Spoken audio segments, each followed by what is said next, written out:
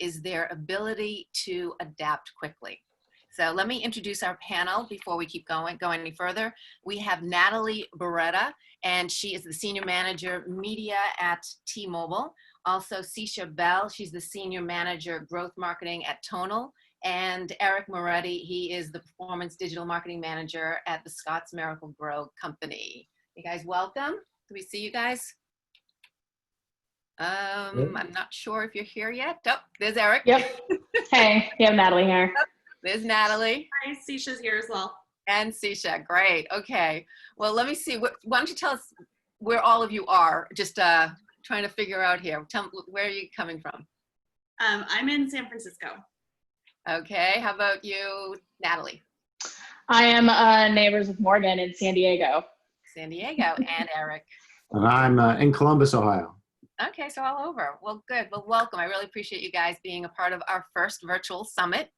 And really, I want to start with you, Sichia, because you guys, Tonal has been not even launched a year ago. And for any company, the first year, you're going to have some issues. And now, not to add to that, you're smack dab in the middle of a pandemic. Granted, you guys are where your home exercise equipment, so you're definitely in a industry that did fare better during this time. There still are going to be challenges. Tell me what the biggest challenge was that you faced, and really, what do you credit to that why you were able to adapt so quickly? Yeah, I think going into this, like we are a startup and we have like really aggressive sales goals. And I think right as COVID hit, we didn't really know if we should be messaging about it and kind of using that as a reason people might want to get a Tonal. But we decided to pivot pretty quickly, which involved updating all of our messaging across search, across paid social, even across like TV and OTT. So pretty big effort to just like pivot and really message like Tonal, you can work out from home and you don't have to worry about the gym being closed.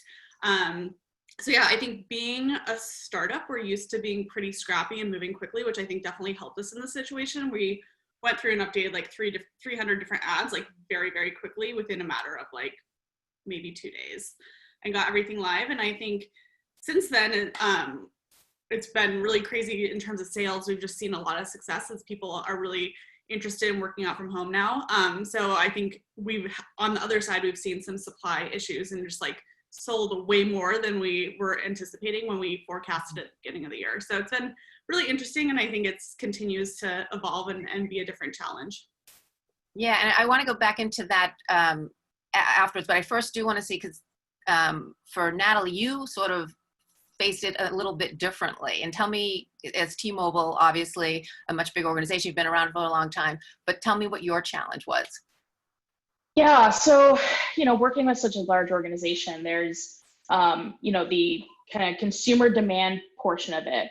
But then there's also the fact that like your phone bill is kind of like this like utilities adjacent kind of bill that people that everybody has, right? So like we dealt with the challenges with just like changes in consumer behavior and like what we saw from performance from like our demand gen efforts, but we also saw like larger enterprise issues such as like telesales hitting capacity fairly early into the whole COVID situation. And then also like we have historically really trained our customers or like encouraged our customers to engage with us in store. Like our retail store is definitely an experience, and we really am focused on driving that. Obviously, COVID coming around and stores shutting down like that impacts things pretty drastically. So we made some changes by adjusting copy and kind of shifting to like a "we're here for you" type of message, but then also leveraging both paid and organic to really support kind of the strat telesales piece of it, and really driving home the like self-service options that we have built out on the site. And with all the retail stores closing, we had a sales team that wasn't necessarily being leveraged in a really great way. So what we did as an organization is we worked with across digital, across retail, to build out within like a couple of days a virtual retail product that essentially shifted the retail experience from the store to online. So we had like real life salespeople engaging with customers as they're shopping around online, giving people the opportunity to still have that like human connection, you know, using digital options such as chat. So the ability to pivot, it's kind of built into the DNA.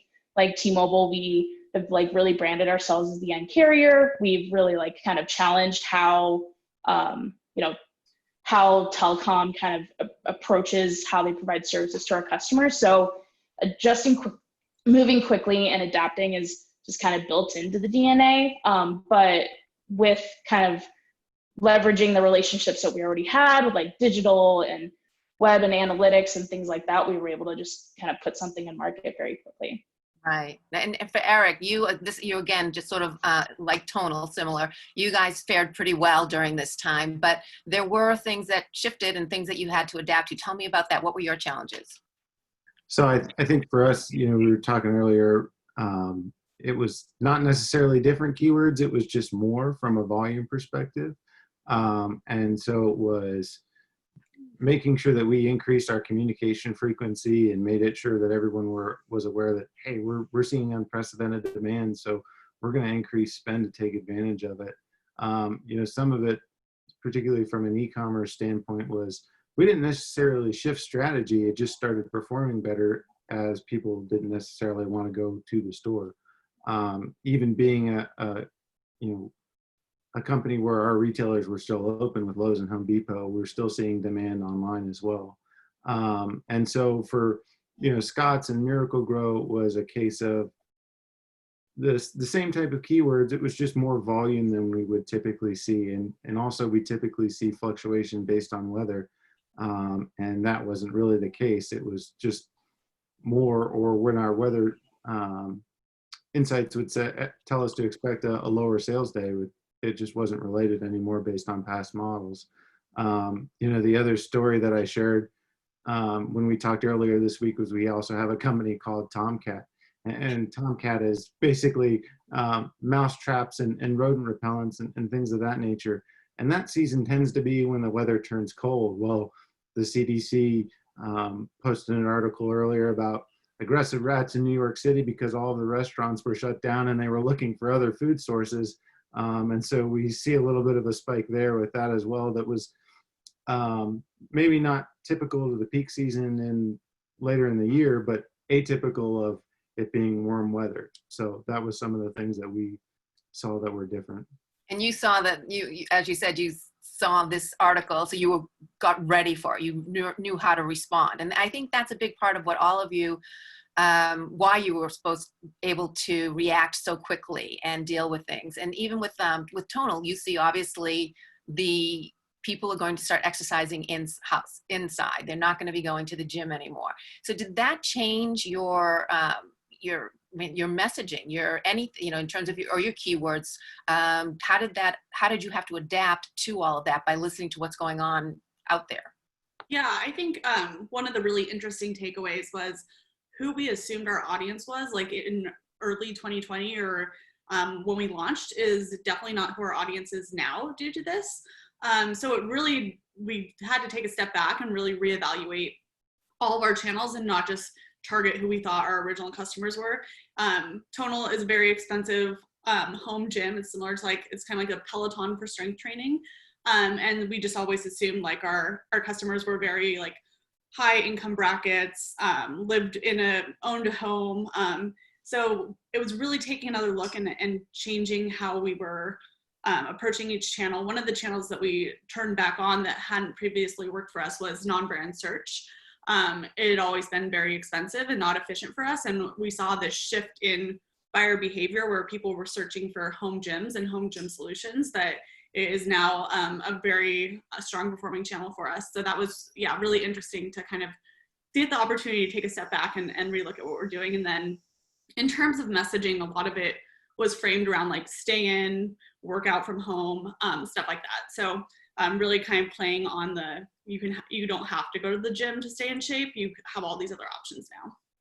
Yeah, and Natalie, and for yourself as well, since obviously you couldn't direct people, which normally you direct people to the stores, to where for people to go and get all their help, their customer service if they have a problem.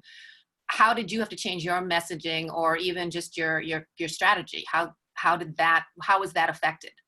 Yeah, so typically we tend to focus, our dollars on demand generation, prospecting, really just kind of driving the bottom line.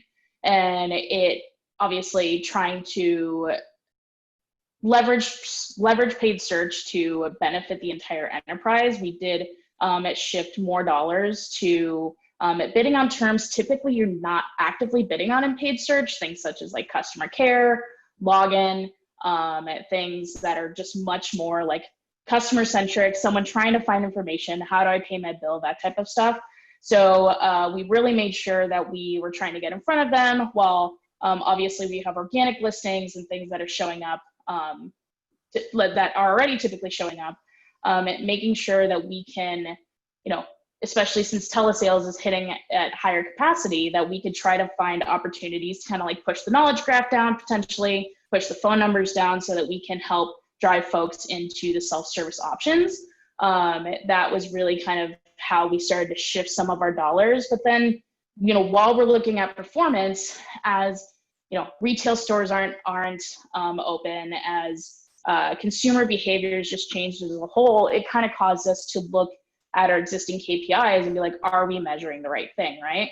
Are we optimizing towards the right thing if people aren't engaging in a prospect demand generation type of way? Obviously, you still have that on some channels, such as shopping, things of that sort. But really, when it comes to brand performance, like that consumer behavior has definitely changed. So it just kind of allowed us to reevaluate it kind of caused us to reevaluate some of our KPIs, but then also making sure that we're pulling in additional KPIs that are relevant to the moment, such as the virtual retail experience.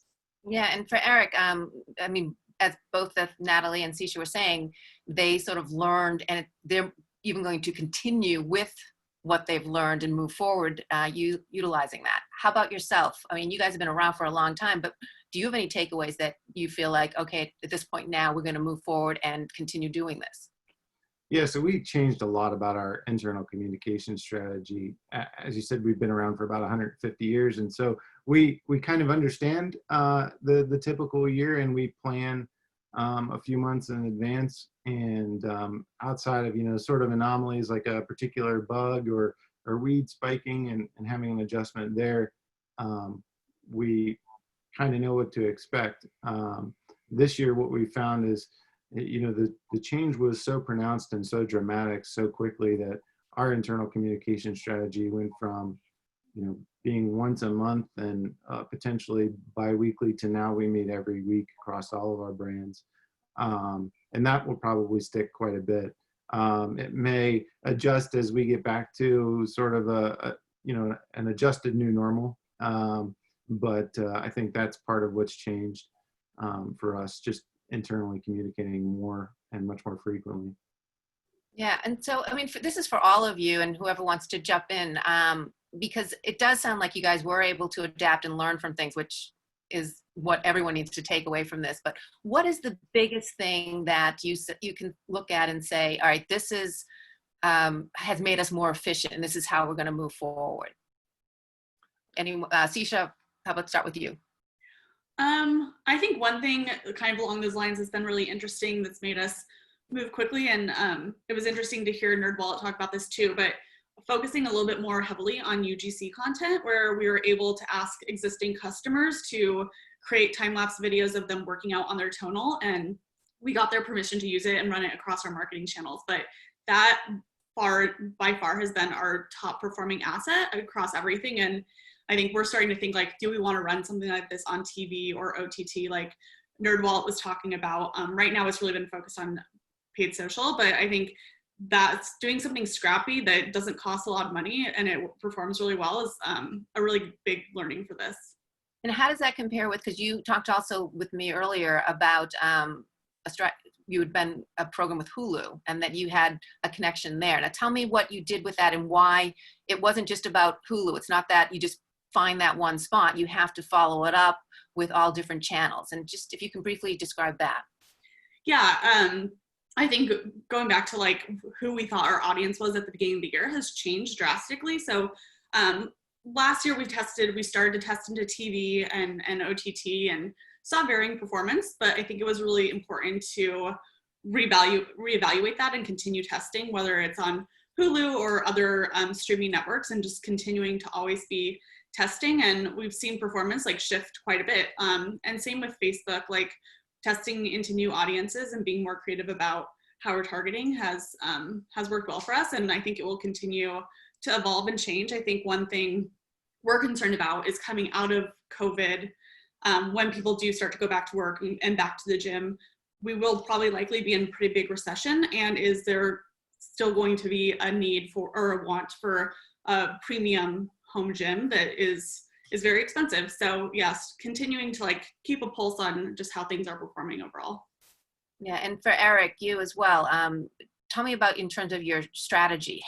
Did that change during COVID, and how will that continue moving forward? I think, you know, the strategy at a macro level has remained pretty solid, just an increase in volume. But I think there's some things that we've questioned as we, you know, sales volume is up, which inherently means new customers. And there's things that we always wanted to promote or tried to promote that maybe the efficiency hasn't been there. It's somewhat intuitive, for example, to think of spring and summer as you should fertilize your lawn, but you should also be fertilizing your lawn in the fall. And is that a you know, kind of shift that we can take advantage of and encourage more in later years as well? Right. And just one more question for Natalie before we open it up to everyone. What did you briefly, I know that you talked about trying to implement things that you've been doing now and try to sort of expand them even more in the future, or at least test them out. Yeah, so, you know, as I said before, like most of our dollars have historically been focused on like demand generation, driving to the bottom line, right? I think COVID made us rethink, like, what does driving to the bottom line mean? And it doesn't necessarily always align to that last click. So, you know, if we, you know, as through COVID very quickly, we're able to stand up, you know, some efforts to try to mitigate calls to telesales, what we've now started to think about is like, how can we potentially positively impact the bottom line by saving dollars that would be that would cost us to receive a call via telesales, and can we potentially get get that customer what they need at a cheaper cost by using paid search? So this is something that it just kind of reiterates the importance of like understanding like how does the KPI truly measure, like, impact the bottom line, and kind of thinking bigger than like, you know, click to sale to like customer, right? So we've started to like structure some tests around like, how can we potentially save dollars for the enterprise by, you know, leveraging like, you know, kind of pushing towards like churn mitigation or something like that. That is just, that will have a much more positive impact from a financial perspective, while, you know, if we're looking at like just like demand generation driving KPIs might not pay out there, but if we could save dollars for the enterprise, like that's also a huge benefit. That's great. Well, let's open it up. So if anyone else has any questions, Steve, you can see if we have any questions for the group. Yeah, and a reminder to everybody, raise your hand if you have a question and we'll get to you. The question is texted in to me anonymously. I wanted to ask about sort of the same question that we asked of Kelly about competitive set. Each of you are in pretty competitive categories. I'm curious how your media buying and planning kept that in mind, what you were seeing across your competitive set, and some of the ways in which it informed the decisions you were making. Anyone can jump out. Natalie, of course, you guys are in a heated battle with all of the major brands. So I'm curious, were you looking at the other major carriers and trying to adjust accordingly, or did you see and characterize competitors and were able to adjust and change strategy accordingly? Yeah, we're in a fairly unique position because there isn't very many competitors that we have, and they're all very large, right? So, you know, we are constantly keeping a very close eye on each other. This is something that we do even pre-COVID. So just making sure that, you know, from a macro perspective, you know, we're understanding like what is happening from a consumer behavior in the entire industry, because again, there's only a couple of players in that industry. So looking at it from a macro perspective, but then just using things such as auction insights, just to keep a pulse on like how, how we're seeing advertiser, or like how we're seeing our competitors shift. I will say, from what we were able to kind of call out and from what I was able to speak to, like all of our competitors as ourselves really focused in on ourselves, instead of really kind of shifting towards a aggressive conquesting strategy or something like that. I think, as many brands did, it was time to do no harm within your own brand, versus kind of, coming after other competitors in your space. Yeah, similar for us too. Like, especially in terms of search, like Tonal is in a unique position because we are the first to market strength training home gym of its kind. But we have seen like Mirror and some other competitors pop up and start bidding on our terms. And we actually took a pretty scrappy approach and reached out to them on LinkedIn and asked them to not bid on our terms, and that we would agree not to bid on theirs, and we could all save money. And they actually agreed to that and responded. So yeah, it's been kind of interesting. But in terms of what our competitors are doing, it's something we always keep an eye on. Like, it's really interesting to see what type of creative people are using and what's working well. So I wouldn't say we necessarily change our whole strategy based on it, but we do keep a close ime on what the competition is doing. Yeah, I think for us, we saw a little bit of increased bidding, but in some categories, we also saw a complete retraction. For example, we consider services, whether it's a pest care or lawn care company, a competitor in search, and some of those, depending on the region, were not deemed an essential business. So we saw some retraction there. We also saw some of our competitors that we share shelf space with pull back as well. But that's fluctuated as this has gone on and people have adjusted to, okay, what are we doing? And I think there's an immediate reaction sometimes with media in general to something has changed. It's a big event, so I'm going to pause or I'm going to pull back. And we sort of did the opposite in that regard. Before we wrap, one more question about the supply, going over to the supply side. All of you had to worry about supply constraints. I'm curious, and I've heard this from a number of other marketers, that you sort of had to learn new muscles when it came to communicating with the supply side of your company to make sure that you were not over promoting or not promoting and not being able to fulfill your promises. I'm wondering if any of you sort of learned new lessons or restructured in any way that you think will be permanent in the ways in which you guys on the media side were communicating with people on the supply side, manufacturing and distribution sides.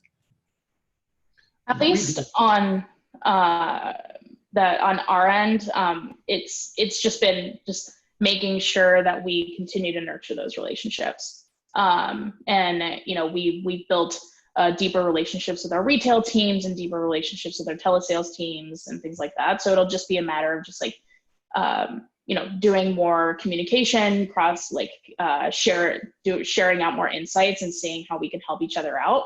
I think that's kind of the biggest thing, is just making sure that we can continue to nurture those relationships as we move forward.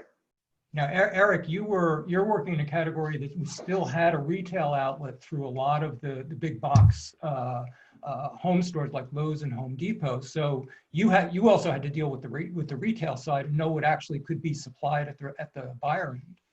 Yeah, well, luckily for a overwhelming bulk of our products, that's a supply chain that's existed for quite a while, and so we had the ability to ramp up production and kind of meet the needs of our retail partners. We did see some things that we weren't expecting. For example, this year, one of our divisions, Bonnie Plants, launched an e-commerce platform. We didn't take this into an example, but Bonnie sells a lot of vegetables, and people were getting into gardening and potentially worrying about, some kind of food scarcity or sourcing issue. And so those were things that sold out online via direct e-commerce, every few days. And so that required a pivot to adjust in that particular supply chain channel for that brand. But for the most part, we've been able to scale in season at a pretty accelerated rate. Well, we do have to wrap